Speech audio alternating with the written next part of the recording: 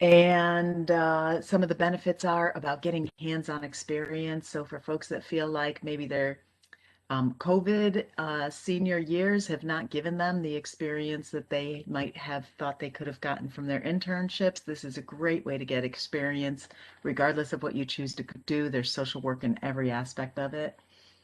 It gives you time to think about your career. We often are moving so fast and pressured to go to graduate school right off the bat, and we're not actually sure what we want to do. And so this gives us some time to think about that. Your loans go into forbearance. That means that you don't have to pay on them, which is a huge benefit. You get health insurance. That's guaranteed in all settings, quite sure. And Andrew will clarify if I'm incorrect. And then there is some sort of tuition reward after you're done. So we'll talk about a couple of those things afterwards as well. We've got some specific questions for our panelists. So for Raven, Elena, and Tiny, how did you find out about Americorps, Vista, or CityYear? What was that process like? And we'll start with Raven. So for me, I found out my senior year. I actually found out through a friend who found out through Professor Armstrong. I believe Professor, you did like the Teach for America, the Teacher Corps program. That was the sector you was in, I think. And we were trying to figure out our next steps. We were in our senior year. I know for us, graduate school is a definite, but we were trying to just survive senior year. So with graduate school on the back burner for now. We were like, what can we do that can help us pay for school, that we can gain more experience, potentially travel. And then from there, I kind of stalked the AmeriCorps website for opportunities for weeks after I graduated, of course. And then I had a few interviews, a few opportunities that stuck out. So, because just gradually, like through word of mouth and then doing your own research, and essentially the program that worked out for me led me back home. Um, so that is how I initially found out about AmeriCorps. Um, and I would just emphasize that, like Professor Armstrong said, there are different sectors. So there's AmeriCorps Vista, there's AmeriCorps and Triple C, and then there's state and national. So just please be mindful of what you're signing up for because they all have different duties and responsibilities in terms of what kind of service you would do, whether it's direct service, capacity building. Um, I know for me, I had an interview in Hawaii because I just thought after graduate school, why not go to Hawaii, right? But as a Vista program, I was more so interested in the who the organization was serving, like that population specifically. And when I had my interview, he was basically telling me like you won't be doing any direct work. So that was really my first wake up call. Like I was interested and I want to work with this population. And you'll hear later on that I'm also in graduate school. I'm very clinical concentration. That was my focus. But I wasn't doing any direct service. So that kind of threw me for a loop. So just be very mindful of what program you're joining and what your interests are. Um, but eventually I end up moving back home and serving as a Vista. So that's my initial experience. Thank you. Elena, you want to share yours? Yeah, sure. So to everyone that's on this call that's like interested in AmeriCorps, kudos to you. And like, because when I was a senior, I had no idea about AmeriCorps. I graduated from undergrad and I didn't know where I was going to go. I was working at a summer camp and I had no clue. So I found out like months after I had graduated about AmeriCorps. About AmeriCorps. And I was just surfing the net and I was looking for, what could give me experience because I didn't have a lot of job experience. But I was looking for something that would, give me that experience. So CityYear was perfect for me. I initially started with Playworks, which is it's an organization that works within schools as well, but they're more so focused on recreational, like recess. So basically you're a recess coach in that program. So I found out about CityYear through by working in the school system through Playworks, and then I applied for CityYear. So, but I initially found out just surfing the internet for opportunities because I didn't know what I wanted to do, where I wanted to go. I did know that I wanted to work with the youth and just work with people because that's always been my thing. I was like substitute teaching and like just doing little jobs here and there, but I didn't know. So to you all that know about AmeriCorps now in your senior year, that's awesome because I had no clue. Tiny, talk about your experience with how did you find out about it? So I found out about AmeriCorps on the same day as I was switching out of a nursing degree to a social work degree. And I found out from Professor Armstrong about the opportunity, and then it slipped my mind until I started going into social work. And as my senior year rolled in, I didn't feel ready to go out and work with the BSW, not being really confident with American society and its people. And so I reached out to Professor Armstrong about Americorps again and talked about the benefits of it, and that kind of just assured my um, decision to choose Americorps. Thank you. So to each of you, we'll keep going in the same order if that sounds okay. What made you decide that this was the best decision for you? So for me, and kind of similar to what Tiny and Elena was saying, um, I I I felt like this was the best decision for me in terms of where I was at after finishing my bachelor's degree. I knew that I wanted to work with a certain population. I knew that I wanted to gain experience, um, but I just wasn't ready, I don't think, to go to graduate school. And I also was like in a weird spot where I wasn't ready to go to graduate school, or I needed a break, and I wasn't ready to like immerse myself in a career, or I didn't have the experience that I needed. Um, and like I said, for me being out of state, eventually I planned on staying in North Carolina, but all of the opportunities that were related to my field were in near my hometown, near my area. So I was like, this was maybe a sign to go back home, gain experience, serve in my own community. And it just worked out that way. And especially when we talk about the benefits and kind of the struggles associated with AmeriCorps in terms of, financial barriers, it worked out for me because I was home. So essentially that was just the best decision for me at the time. And where I am now, I'm currently in graduate school. I received my educational award, which is very helpful. So I think it was just the timing, and everything worked out for itself. But my decision led me back home, and now I'm getting my MSW. So it worked out for me.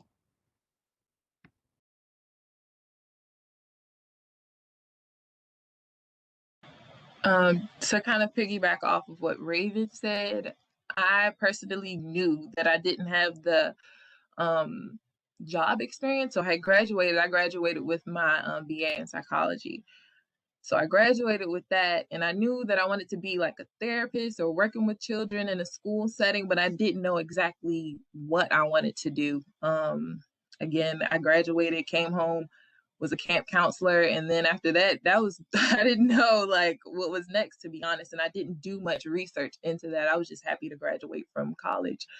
Um, so in that, I just thought that AmeriCorps would be a great opportunity for me to gain experience because they're not to say that their requirements weren't as strenuous as a full-time job, but they were just it's more of like a professional development opportunity. And that's what I needed. That's like the thing that I needed the most. I needed to work with people, my peers and things like that. And that's what I did. So that's what made me decide. And just service. Like I love community service. I love serving people. I love the youth. I love working with them in settings that aren't, too strict. So I really, that's what made me decide that was the best decision for me. Just, it was almost like perfect for me. So yeah.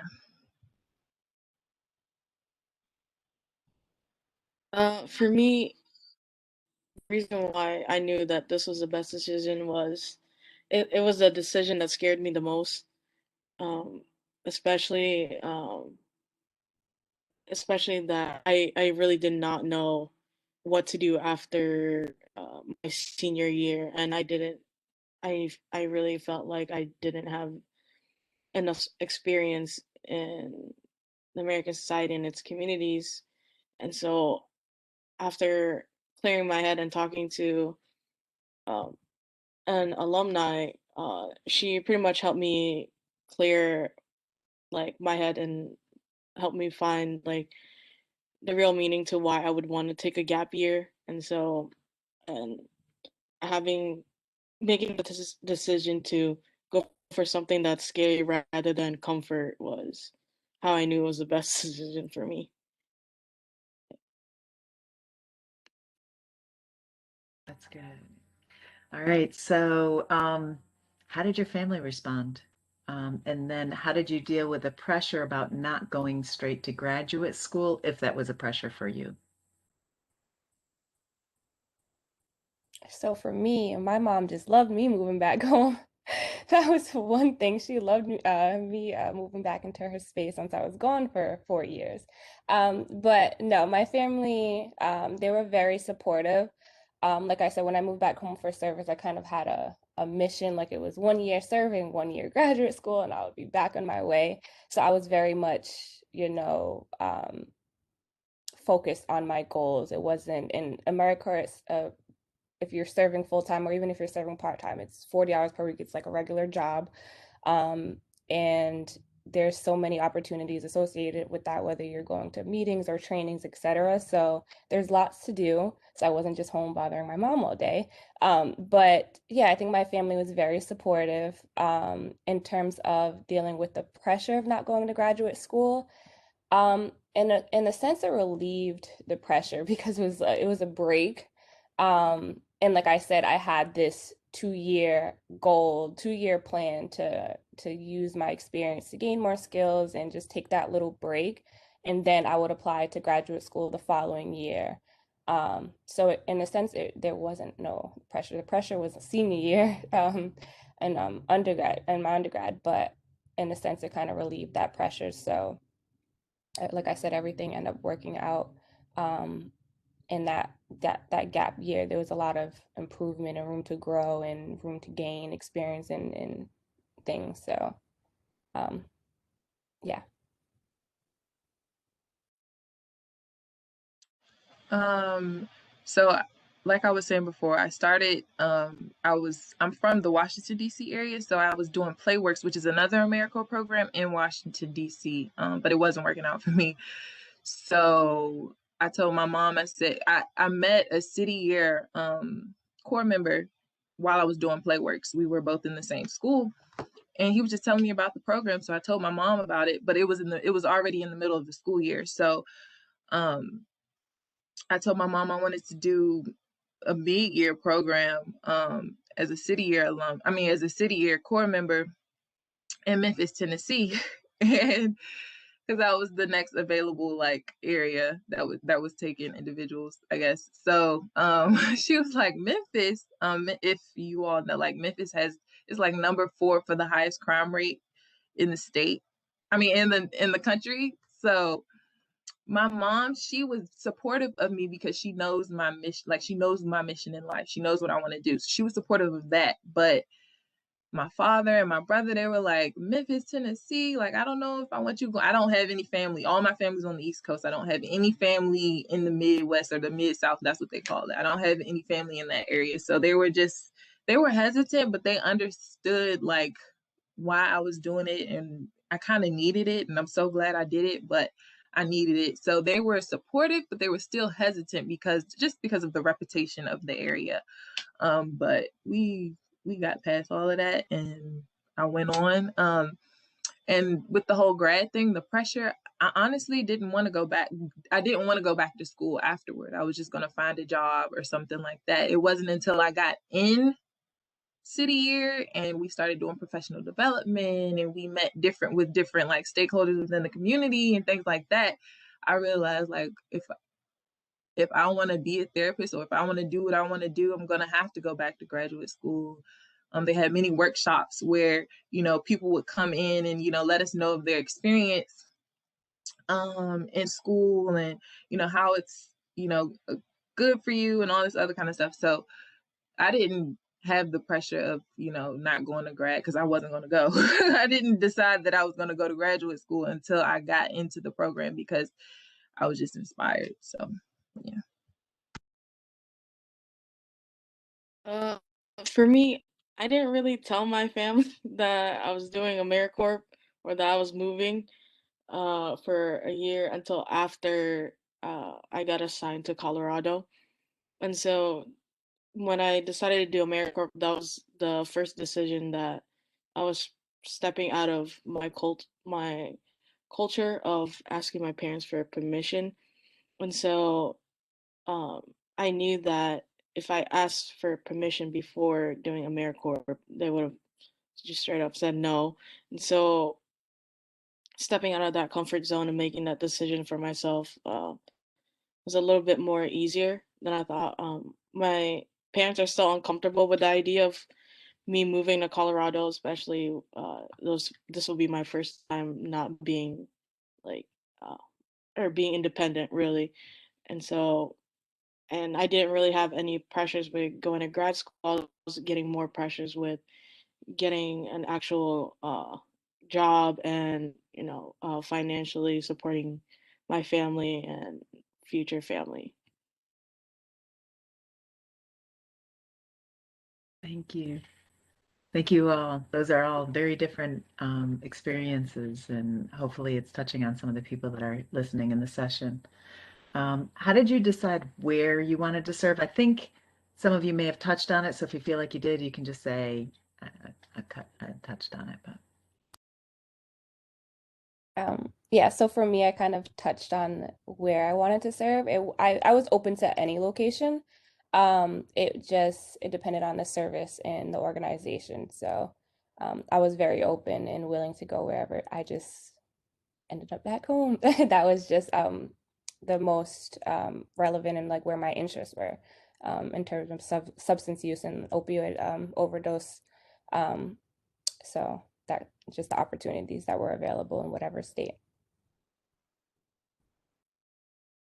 Yeah, I've kind of already touched on mine as well, but I will say that, like I said, I was in another AmeriCorps program. It didn't work out. It was the middle of the school year, and DC didn't have a mid-year position because I wanted to just, transfer over, but they didn't have a mid-year position.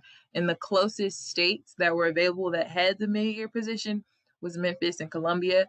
And it just so happened, I got in contact with the recruiter from Memphis, and she was just like, I don't know if it was the recruiter or someone from Memphis, and they were just like, they interviewed me, and I told my mom, and it was a go. So yeah. And then I just needed to get away from home. It was just kind of too much going on at home. I wasn't focused. I was going out and partying and stuff. Like, I just needed to get away. Like, I needed to really, you know, focus on my career, my goals, and different things like that. So that was why I left.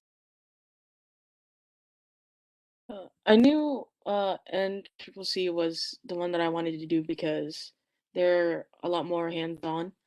And after attending their AmeriCorps sessions, that was the one that I really wanted or had a connection with. And so knowing that I would still be able to be independent and still be able to earn money and have insurance, it just clicked in my mind to do it.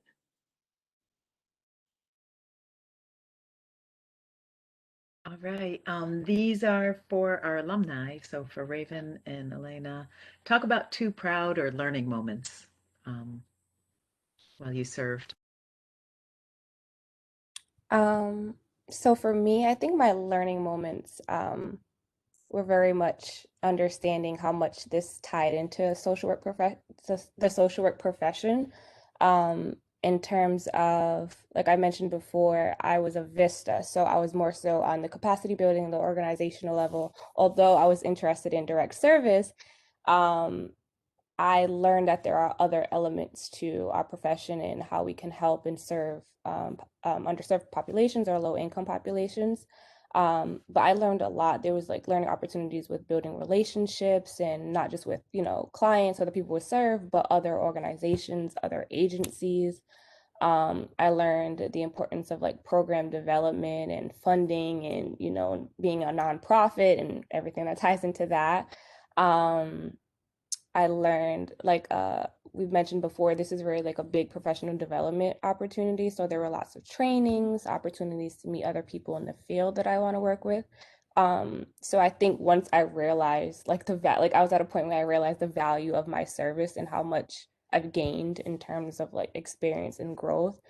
I felt like it was less like work. Like I thoroughly enjoyed where I served. And I think that's most important because essentially you're making this commitment for 1 year. Um, and I definitely don't think people do this for the money.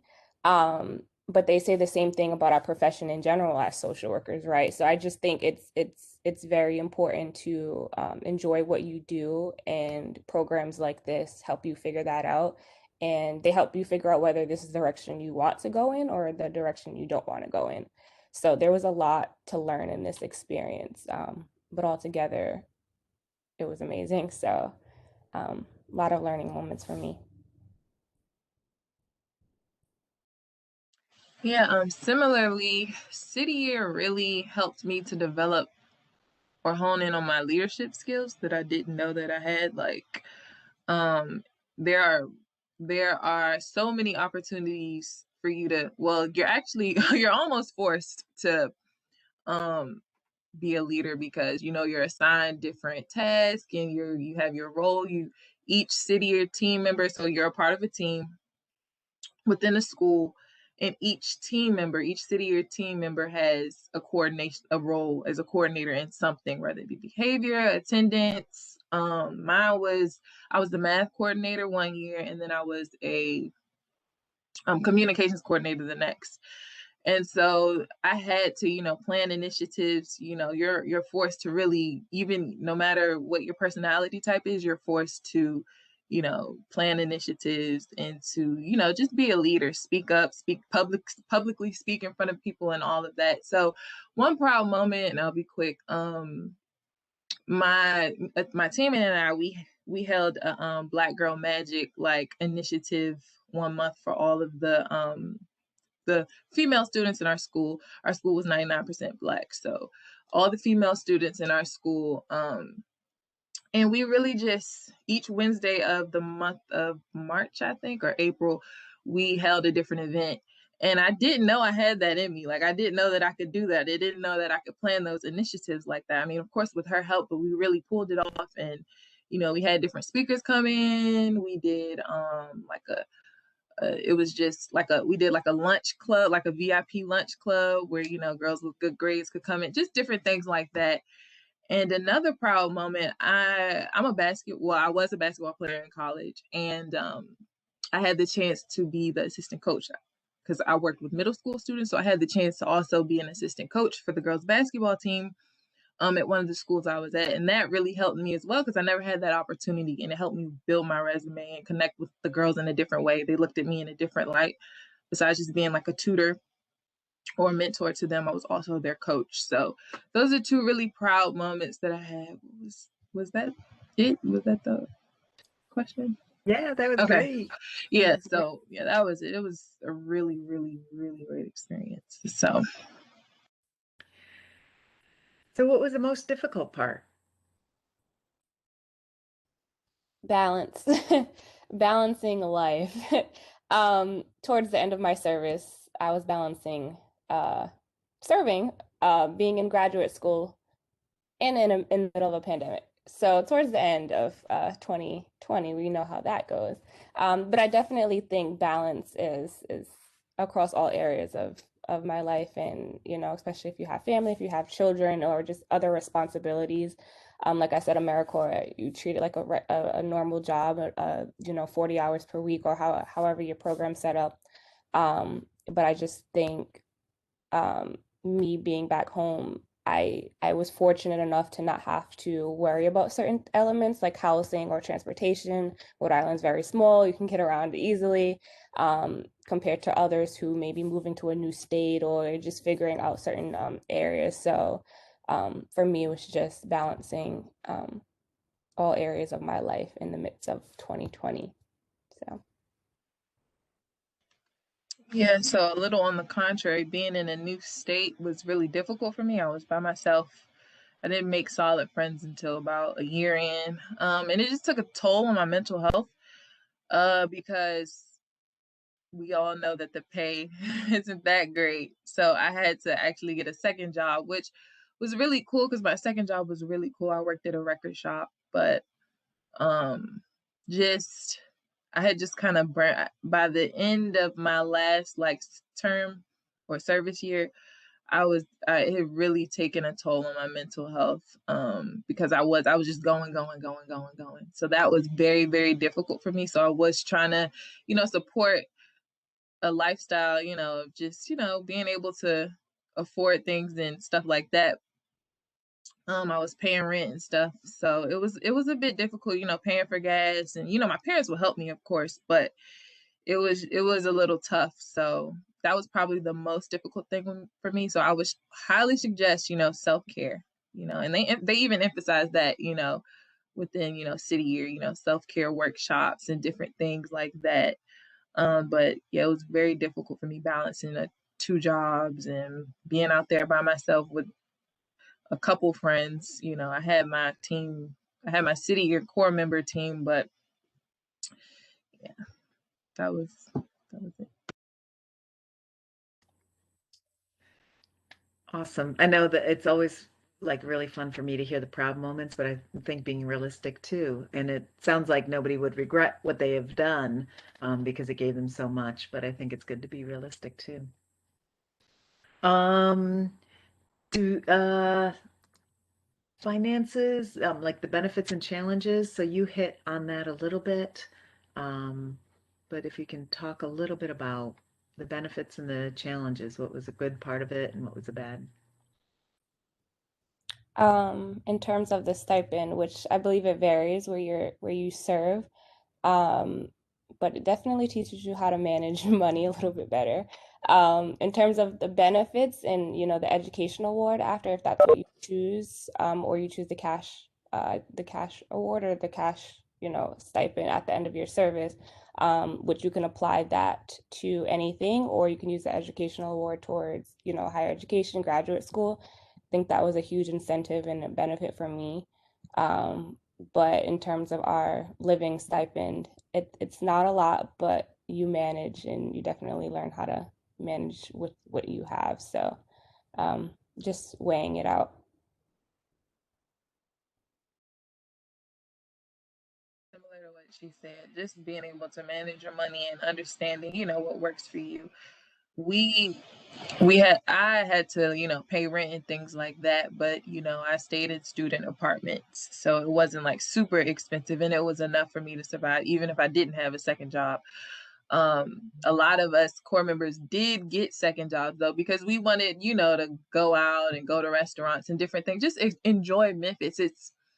I mean, not Memphis, but whatever city you're in. But it's a great experience because although your funds are seemingly limited, you still get to go out and enjoy a city that you've never been in. Like, you're living in a city that is completely new to you, and you're learning about their culture, and you're meeting new people, and you know the program you're in will probably offer you experiences outside of working. So yeah, the finances, it was a struggle sometimes, but I managed. And so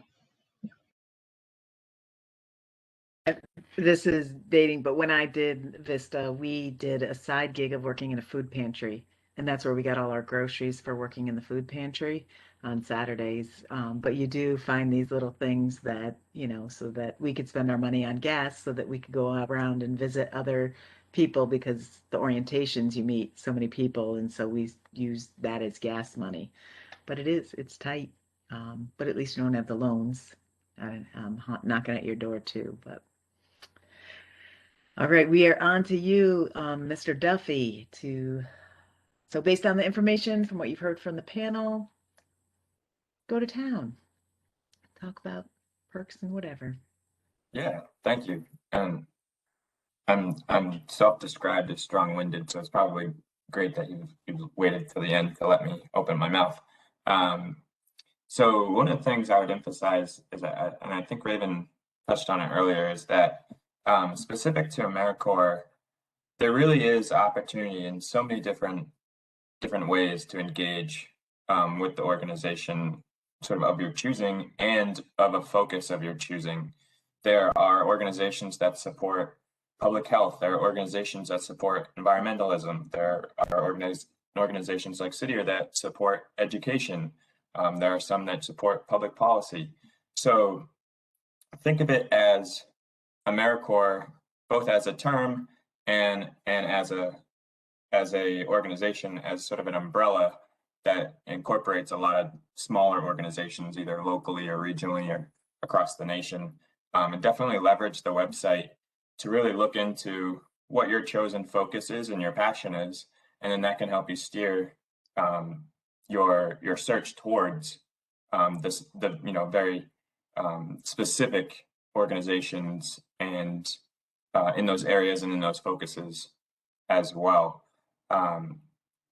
As far as benefits are concerned, I think that it was a great point made about the leadership development and professional development that happens there. And I can speak specifically for CityYear, but I know it to be true for other Americorps programs, is that there's sort of a two-prong approach when it comes to that development. There is the focus on the job at hand, so preparing our Americorps members for the service that they will provide to our students in our schools, and adjusting and evolving the cadence of that training throughout the course of the school year. And then also having a focus on a next step for the individuals that come to the program as well, and understanding that there is going to be something that they will transition onto.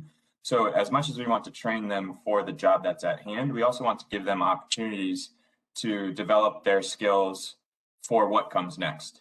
So getting them in contact with people who maybe, work in a role or in a field that they're interested in, or really just if they're interested in, say, like education for us, getting the in-classroom experience, but also maybe connecting with teachers around curriculum building or lesson planning. If there's a specific tactile skill that they're interested in, let's find a way for those opportunities to be afforded to those core members as they're serving. And as I said, I know that to be true for other programs as well. It's really about developing those skills around what that Americorps member envisions for themselves beyond their term of service as well. I'm sure there are lots of other things I can hit on. I want to make sure I'm respectful of time. So we had a brief conversation about if friends can do this together. I know that's something that I did from undergraduate is 3 friends of ours went out and we were able to volunteer together, which made sharing cost of apartments a little bit easier and that sort of thing. And so I don't know if you want to follow up on that, Mr. Duffy, or. So there's definitely an opportunity to apply to the same site with someone. There are a couple of people that I'm working with right now who either have a friend or a partner that they're going through the application process with. In truth, it is a very individual process, but as I've shared with them, it's important to make note of that and make people on my end of the process aware of that as a part of sort of the tapestry of your story and how you envision your service. I think it's incredibly beneficial to have that sort of perspective of existing community coming into what you're going to be working with and who you're going to be working alongside for whatever the course of the term of service is. I would say there was one other thing I had in mind. As far as you touched on the difficulties, and and it is very true in terms of thinking about the finances and the balances of it. I think also what one should expect entering into programs that are part of Americorps is to understand that in many ways it's a slow burn to success. There's not a tremendous amount of immediacy when you work with a student or you work on a project and there are different stages. There can be moments that are really light bulb moments, especially with students. But it truly is, and usually across the board, in general terms, it can apply, that it is a process that takes time. So I think that's a great mentality to bring into these programs, is that, you know, there's not going to be sort of the instant gratification that sort of permeates the world we live in nowadays, but to really commit oneself to the idea that this is a long-term investment and will take time to really flesh out those successes.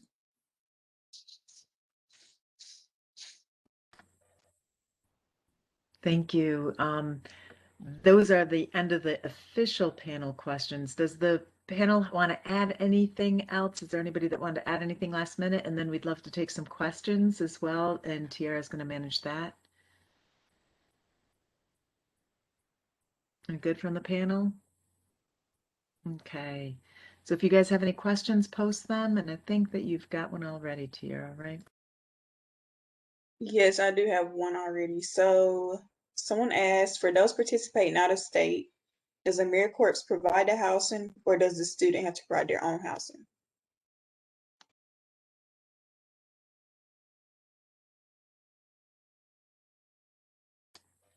Is it different for every corps? Does it depend? Maybe you guys can speak about how you did the housing for each of your situations. I know for my program, I don't know. I know the one in Tennessee, they didn't provide housing, so I did have to find housing. But there are all sorts of resources for you to connect with other corps members. I don't know how, and maybe share an apartment together, or be a roommate with someone so that rent is a little cheaper. I know that my program, they did everything they could and giving me the resources to find the cheapest places, but they didn't pay for me to, for housing for me. I don't know how it is in other sites or other programs, but I was just going to quickly speak on this because although I moved back home, I know they mentioned, and other people like who are visitors in my area, they did not provide housing. Like she mentioned, they just offered us resources and like just stress connecting with other people in your area, whether it was like through Vista Campus, which is like an online portal, or Facebook, like social media. Luckily, we had our own like little I don't want to say like cohort, but we got together as Rhode Island Vistas and had monthly meetings. So that was a great way to connect with other people who are serving in your area and see if you guys can, share housing and get an apartment together. But they don't provide you with housing. So yeah.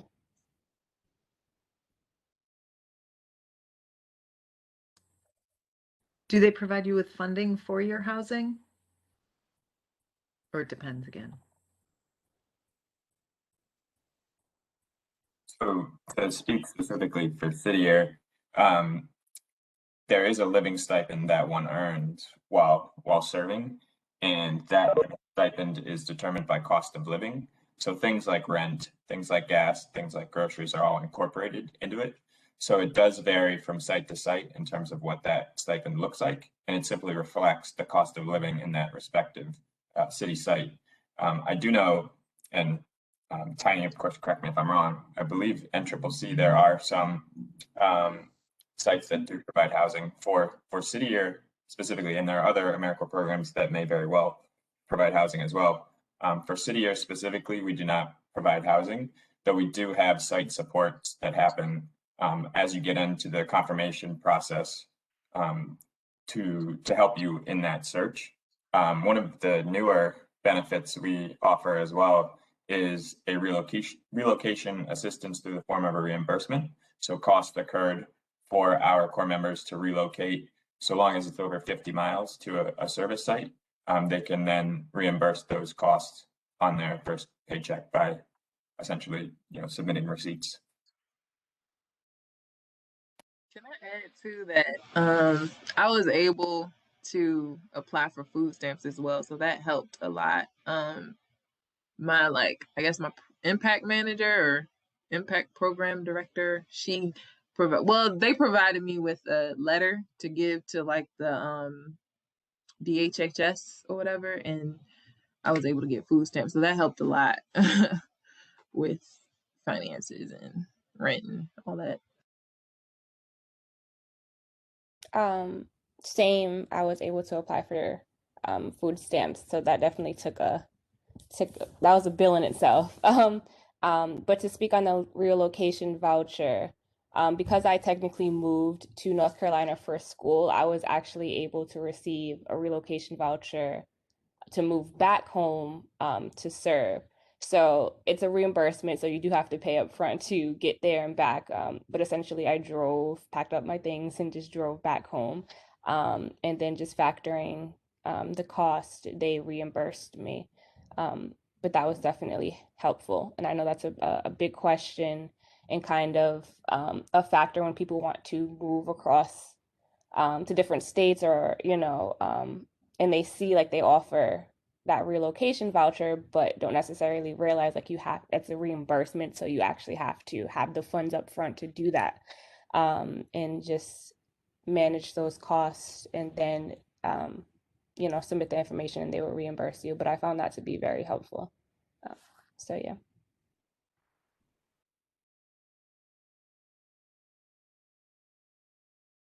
Tiny, can you tell us about your experience so far with what they're telling you about housing, or what they're telling you about any of that, or you're still early on? We are on a stipend, but our transportation and our housing is provided for us, and insurance benefits.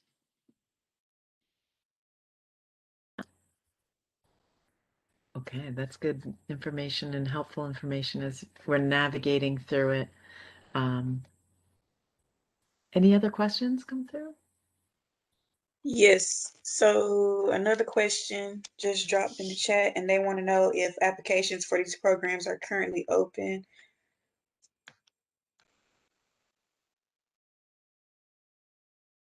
Are we speaking like our specific service, or just like is someone interested in being an overdose and health justice Vista, because we are open for that, or are they just speaking in general in terms of Vista service? I think it's in general, and if they're open, but Oh, okay. I think it's in general, but you can speak to your particular court if you want to. Oh, well, we do have a Vista position in Rhode Island for Nalox's box. I can probably drop the link in the chat if that's helpful. But yeah, we are definitely looking for help and someone to serve in my specific town. So if you're interested in substance use and overdose health and overdose prevention, please apply. I know a lot of people may be aware or not aware of like the application process, but it's pretty straightforward. Just general information. You do have a background check, you do need references, but it's definitely worth it. So I will share our specific link to this program. Okay, thank you. Professor Armstrong, do you know like a general date to where they usually open or close, or is it kind of like you kind of have to search on your own, figure out dates? so, Mr. Duffy, I'm going to have you talk about, because there was just a deadline for CityYear specifically, and then we can talk about some of the other ones as well. But Mr. Duffy, you want to? Yeah, absolutely. So for CityYear, we currently have our application open for all of our 29 cities across the country. And we will be having deadlines throughout for the remainder of this spring semester. The first is April 16th, The last is May 28th. And then beyond that, we'll go into a rolling application period, which is to say our sites will accept applications up until they've reached capacity. Our program typically begins late July, early August, depending on the start of the school day, or excuse me, the school calendar in the respective districts. But we are still accepting applications. And then also, just to add, in terms of sort of some clarification for it as well, on the Americorps.gov website, there is a general Americorps application that one can fill out and say, I'm interested in, these different areas of focus. But you should also check if certain organizations that you're interested in have an application of their own. At CityYear, sometimes we see people assume, filling out an Americorps application through Americorps.gov or, through various job postings, whether it's Handshake or Simplicity or some of these other platforms. That's not the direct application for us. Ours is housed through our website. So I would say double check on that as well. You can certainly do the Americorps application off of the website, but I would double check to see if a specific organization you're interested in has their own application process as well. It seems that many of the rolling applications end up on Indeed as well. So you can search Indeed and AmeriCorps, and you can find a number of opportunities through there that's on a rolling basis. But there seems to be, like, the majority of them start off of academic years, because I think they know that people are typically taking a gap year. So that's a pretty typical. Can I just add that as well? Is for CityYear, it's simple enough where we mirror the traditional academic calendar. So our program starts in the summer and then ends the following year at the end of the spring semester. But Americorps, having involved so many organizations, the term of service varies from organization to organization. So ours is an 11-month term, but there are some that are 3 months. There are some that are 6 months. So in terms of whether the application is open for that, it's really about doing the research as far as what projects or what initiatives are they working on, and where does that sort of fall in the timeline? Is it sort of year over year? Are there specific sort of quarter projects that they work on? So that has an effect on when the applications are open and or closed as well.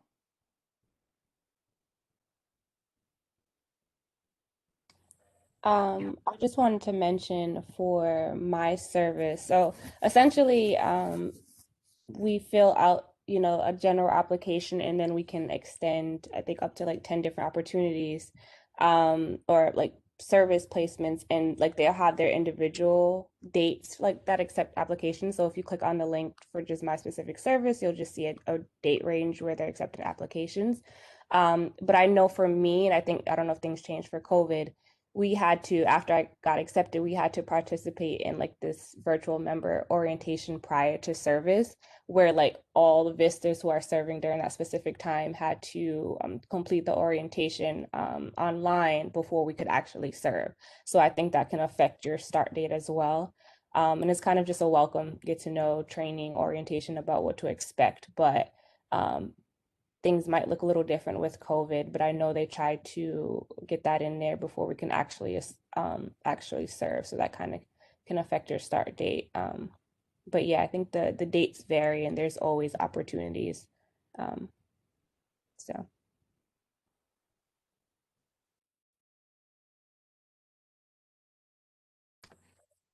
Any other questions? Concerns? Would you guys be willing to give names or numbers if folks wanted to individually follow up with you about specific questions? That'd be okay? Okay. And so I do have everybody's contact information, so if it's easier, you can email me, or I don't know if people stay long enough on the call if you drop it in the chat.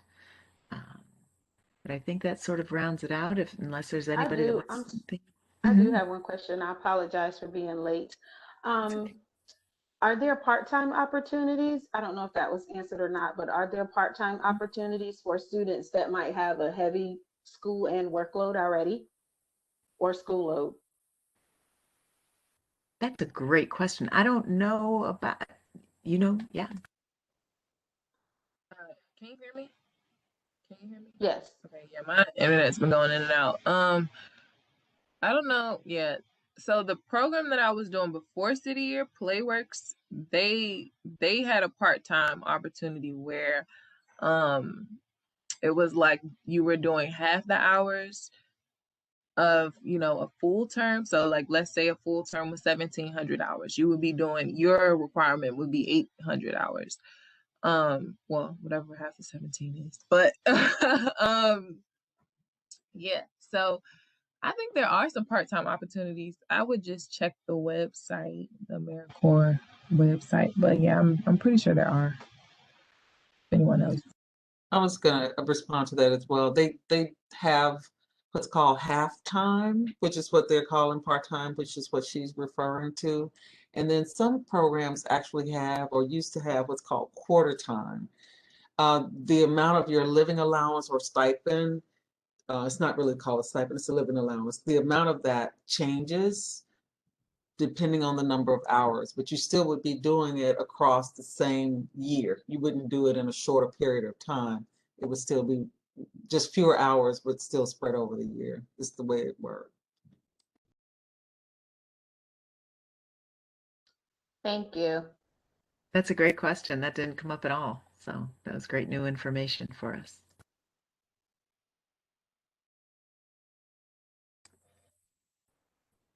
Any other questions? And Mr. Duffy, thank you for leaving that connection in there. That's to connect with you if folks want, if they feel like CityYear might be something for them, that they can connect through to you through there. Sorry.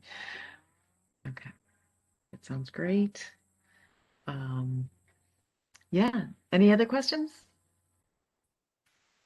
Thank you to our panelists. Thank you for those that stuck with us the entire time. Thanks to those who dropped in. We appreciate it. And hopefully it gave you some good information, but we appreciate everybody's time. Thank you, everybody. Thank you so much, Professor. Thank you. Thank you. Thank you. Yes.